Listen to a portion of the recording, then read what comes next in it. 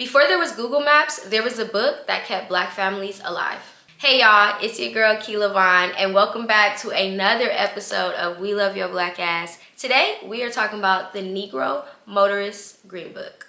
The book began in 1936 by Victor Hugo Green.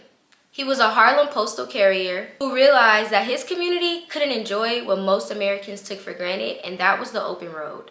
The Negro Motorist Green Book wasn't just a travel guide. It was literally a survival tool.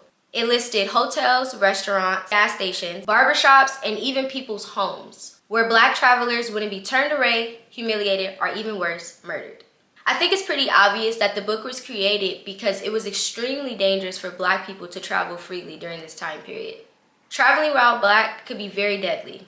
Outside of major cities, there were thousands of sundown towns which banned Black people from being there once the sun went down, and they would do this very violently. The penalty for staying in a sundown town past the time could be harassment, lynching. The first guide was just a simple 10 to 15 pages, listing safe spots in metropolitan New York.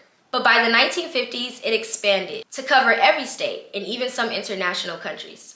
By the mid-50s, it was being called the Bible of Black Travel, with thousands of listings for Black-owned businesses, or even Black-friendly businesses. What most people don't know is that the book listed very unconventional things as well, even funeral homes where Black people would be accepted. Green himself even had to admit that a book like this shouldn't have had to exist, and his dream was for a day that his people would be able to go anywhere that they wanted. Many of us have probably heard about this book if you were into the show Lovecraft Country. In Lovecraft Country, the safe Negro travel guide is inspired by the real Green Book.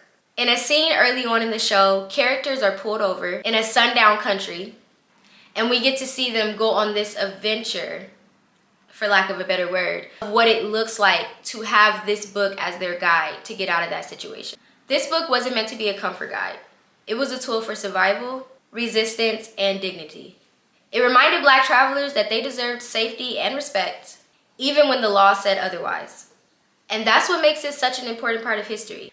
Before we get out of here, I also want to mention how important this book was for Black economics. Because of the constant promotion of Black businesses, rest spots, gas stations, barbershops, beauty parlors, etc., Black economics at this time thrived just because of Victor Hugo Green's invention.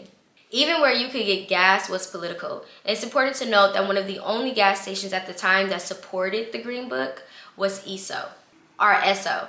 They allowed the book to even be sold in their gas stations. By the 1950s and 60s, it listed places in Mexico, Bermuda, and parts of the Caribbean. Because we all know racism doesn't just magically disappear once you cross a border. The last edition of this book was published in 1967, 3 years after the Civil Rights Act. Legally, it stopped being published because it wasn't supposed to be needed anymore, but socially, we all know that that's a different conversation.